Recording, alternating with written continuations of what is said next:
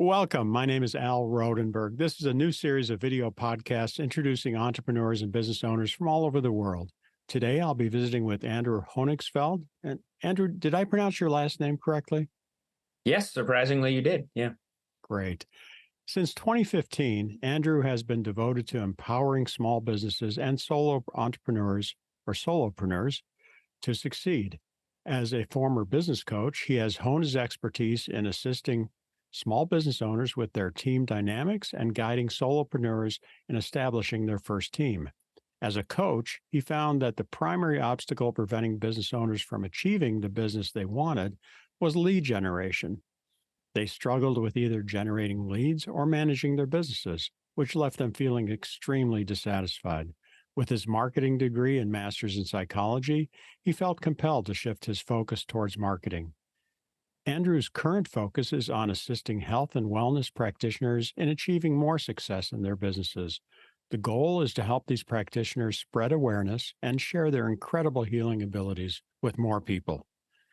Well, welcome, Andrew. It's great to have you here today. Yeah, great to be here. Yeah. So, I sent you a list of questions, which we've talked about, and I'm just going to randomly select some that I think our viewers might be interested in. Um, Absolutely. what? How would your friends and family describe you? Do you think?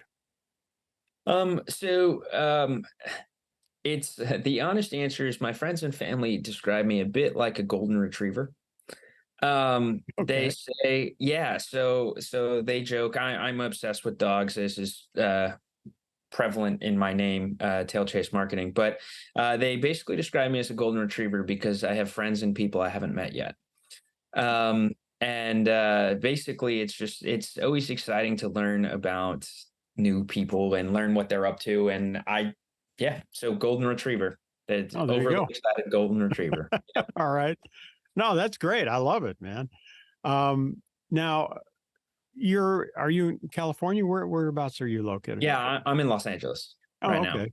Yeah. Now, did you grow up there, or are you from another part of the country, or? Yeah, I'm from Redondo Beach. I'm one of the few people in LA who's actually from LA. Most of the time when you hear of somebody like, "Oh, I met LA," or "I was in LA and all the people are this way," they're actually talking about the people who've come to LA, right? But I'm one of the few locals born and raised, and I always say when you grow up in a postcard like I did, it's pretty hard to leave. Yeah, I've heard great things just about the whole area. I was talking to somebody today, and they were saying, "Yeah, we can go to the mountains, we can go to the beach." I wish I had that here in Houston, but no such luck. No, yeah, and I actually grew up in a beach town, so I was even closer to the beach, and so that kind of environment was really it was just such an inviting and wonderful place to grow up. It couldn't have been happier. Yeah, it sounds like it. So, when you were growing up, did you think that you would be doing what you're doing today? So I probably didn't, but everybody else was not surprised. Oh, wow. Yeah, I used to my mom used to get mad at me because I'd go walk my dog through the neighborhood. And she'd be like, go for a quick walk and come back. I'd be like, okay, great. And I'd show back up like 2.5 hours later. And she's like, what? Where were you? What took so long? And I was like, well, you see, I was rounding the corner and I saw so and so on the street and I started talking to them and we started talking about things. She's like, do you ever not talk to anybody? So yeah, I feel like my family and my friends are like sales and marketing. Yeah, that's his MO. But I just wanted to be happy and make a difference. I didn't really have a job vision, I think. Right, right. I totally understand that actually. Um, so what's your passion? What's your passion in life? Um, Twofold. I really do love helping small businesses. I my dad owns a small business. My stepmom owns a small business. My mom and my stepdad have a photography business, and so I've just really gotten to watch that up close and personal. And I really see how when the small business owner, when they're winning, everybody wins. When they're losing, everybody's losing, right? It's a direct make a difference kind of thing. So I do love that. And then my other passion, and ultimately I know I'm going to get here. It's just a matter of when. Is I plan on having a large swath of land and more dogs than any one person reasonably should, so that I can just keep rescuing dogs and feel good about it. So I think that's awesome because dogs are amazing. Well, I love anything furry. So, I mean, that's, yeah, yeah. completely reasonable. To me, dogs are just the purest expression of love, right? Like Oh, yeah. there's no, uh, in order to, there's nothing. They're just like, you're here, I want to love you. Like, what a great way to come home or experience any part Yeah. of your They lives. don't judge you. Yeah.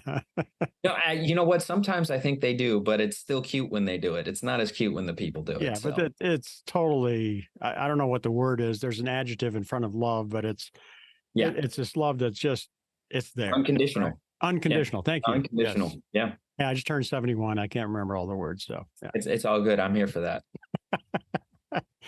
um, just out of curiosity, if you could live anywhere in the world, where would you live? Would you still live where you are, or would you live somewhere else? So I'm a nomad. I always have been. I move every year to 2 years. Even within LA, I've just bounced around a lot. I everywhere I travel to, I'm like, I could live there. And that's kind of a running joke as well with my family is that I come back from a trip and they're like, "So are you moving?" And I'm like, "Well, I would." So I don't know that there's really one solid answer for that. I mean, Yeah. LA is hard to have the land I want for the dogs, but it's hard to say I wouldn't want to stay here if I could. Well, you could. Where is there more land available? Would you have to go further east? I would probably leave the state. I would want, if I'm going to mix it up, I want to mix it up. I don't do anything halfway. So I don't know. It'd probably be a different state, but I mean, before COVID started, I had every full intention of moving to Japan for a year. So I'm really not locked into just this country. Not a lot of room for dogs there, though. You know. No, no, it turns out Yeah, we it's got not. lots of room here in Texas, man. Yeah, I've heard that. I've heard that from everybody in Texas. As long as I can handle, what is it, like 120 right now in Houston? No, it's only what is it right now? It's only 98. Come on. I mean, what is it in LA? About 102? You know what? It's actually not that far off. I think it's supposed to get to height of 96 today. Okay. So, Well, it's cool. Yeah. yeah, exactly. We're taking it easy. Nice ocean breeze. Um, can you tell us something about yourself that most people don't know? So it's funny, I looked at this question when you sent it, and I was like, "Oh man, if he asked this question, I don't know how I'm going to answer it." I mean, in reality, I'm an open book. I don't really feel the need to hide anything. I think people are either going to like me for me or they're not. And Oh yeah, just yeah. the whole like I'm terrible when it comes to dating because you're supposed to apparently like hide your crazy for the first little bit. And I'm like, this is me. And then they're like, oh gosh, I gotta go. No, I think if you're vulnerable and be yourself, you're fine. Yeah, no. It's good. I think I would say one thing about me that most people don't know is I think my friends would know this, but most people wouldn't think about it. Is I'm just immensely loyal. Um, I love people. I love meeting people, and I already said that. But there's something about when you get on the inside, when you're in my friend group, right? There's nothing there immediately becomes nothing I wouldn't do for you. And luckily, I'm friends with people that I don't need to add qualifiers with. But that's just who I am. Is like if you're here, I'm here for you, and like we're gonna figure it out and make it work. All boats rise, kind of thing. Awesome. Yeah. No, that's wonderful. Um, so tell us a little bit about what you do now. So I really focus on. I mean, as said in the bio, I really like to focus on the lead generation side of businesses. Mhm. I do it. I have online reputation management. I can give you the tools and the tactics of it all. But if it's digital marketing, I do it. Online reputation management, SEO, pay per click, social media management, you name it. But what I do that I think is, I wouldn't say unique to me, but is something I do particularly well, is I really like to get into the business owner and who they are and what they're about so that the marketing message is their message. It's not some message you're supposed to say, but it's who are they and what would they really say? How would they really say it? Because I think we're not we're not corporations. We are, but we're not, right? We're personalities, and people Oh, are yeah. invested in the business owner's personality, and that's what you want. Um, and Absolutely. I mean, we see that here in Houston. We have a yeah, Mattress Mac. I don't know if you've ever seen any of his commercials. I actually do know who Mattress Mac is. Yeah. Yes. So, yeah, I mean, bringing that personality out as it's expressed to the public so Yeah. that people feel more of a connection. I think you're absolutely spot on with that. I think it's great. Yeah, and I think most people are scared. They're scared to put themselves out there, right? Because what if somebody doesn't like me? What if I get rejected? But that's part of where I come in as well. Is like it's like, let's remove that fear. Let's not. This isn't a you personal thing, but we're looking to catch the people who want you, who are into you, versus Right. let's try to catch everybody. It's let's get the people who bond with you, lifelong fans, right? Raving fans versus one-time customers. That was a great book. Yes. Yes, it was. That's why I was like, what is it called? You said it in the book. Yeah, Raving Fans. Yeah. Um, so what do you wish you had known when you got started that you know now? So it's easier for me to answer this from my first business than this one. Sure.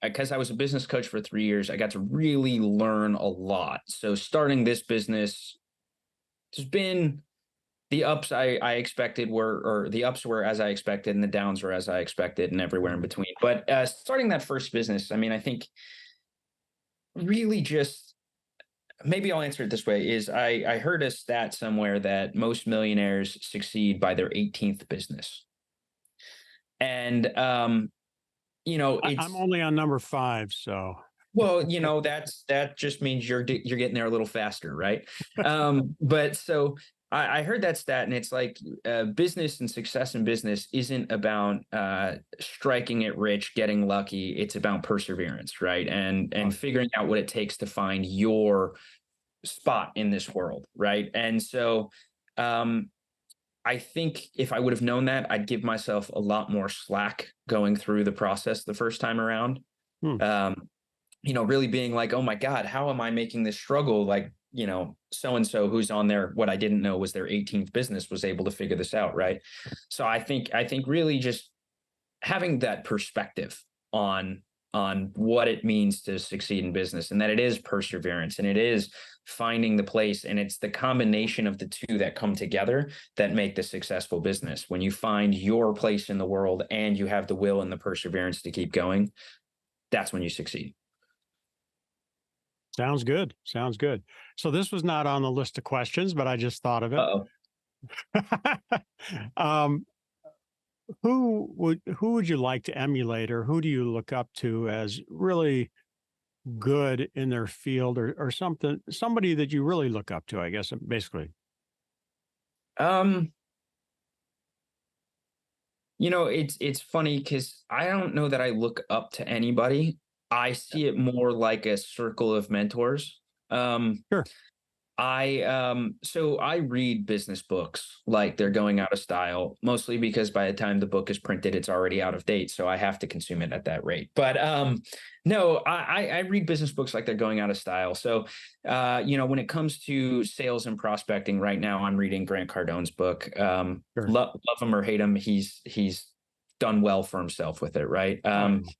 I find that I do like people like oh, what a great time to forget his name. I'm literally picturing his face right now. Um, Tony Robbins. Oh, I yeah. really enjoy him, especially for the mentality and the keeping yourself, you're going, right? And remembering that you are not what just happened to you. You get to declare who you are going The forward, past right? does not equal the future. Exactly. Yeah. Exactly. So Yeah.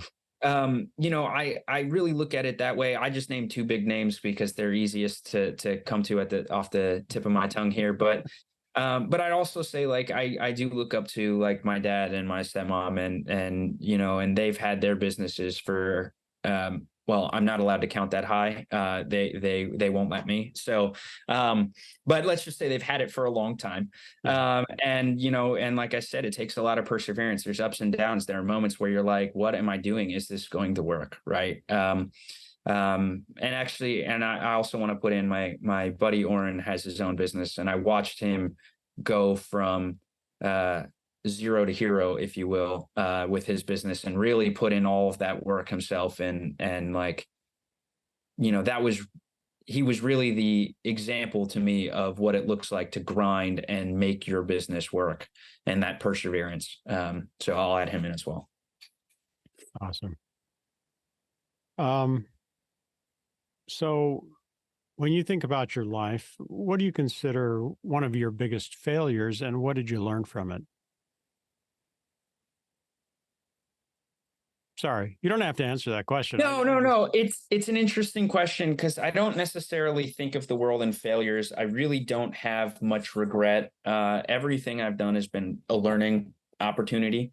oh, Uh, exactly. Yeah, I feel yeah, the same so, way. Yeah, I yeah, would probably so answer that's that why similarly. Yeah. so that's why I'm like looking at it and I'm like, can I really point to one thing? But it's just not the way I view the world. And I think that like God, there's a quote about it, but it's something like failure is just another way to figure out what not to do. It's not, it Mhm. doesn't mean stop, right? Oh, So absolutely. That's where the uh perseverance comes in. exactly. So I Yeah. think if you will, I would say not necessarily having that perseverance early on when I was younger. I don't really consider it a failure, but I do wish I had more of the grit I have now at a younger age. I think it'd Sure. be interesting to see where I would have been if that would have happened, but it's not a regret because I love who I am today. So There you go. chalk it up to that. Yep. I understand. I'm there with you. Yeah. Right. So, is there a question that you wish that I would have asked you that I have not asked you? Um, I guess just the question of I made the point of saying in the bio that I'm going after health and wellness practitioners. Yeah. Uh, And so it's funny to say it as going after health and wellness practitioners. Beware, the boogeyman's coming. No, I swear it'll be much more friendly when you hear from me.